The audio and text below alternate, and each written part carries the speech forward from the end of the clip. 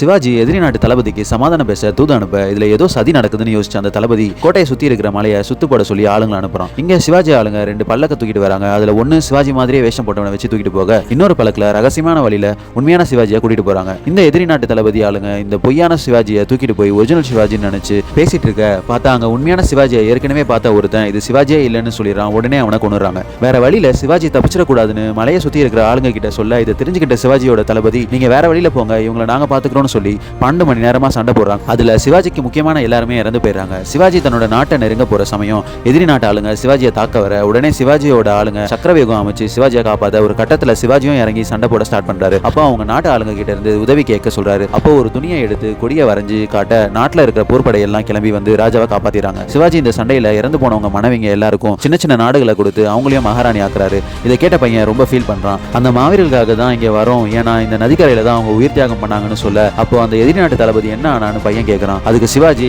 அவனோட ராணியை அவன் வேணும்னே என்ன உயிர் தப்பிக்க விட்டான்னு நினைச்சு விஷம் வச்சு அவனை கொலை சொல்ல அவனும் செத்துட்டான்னு சொல்றாரு.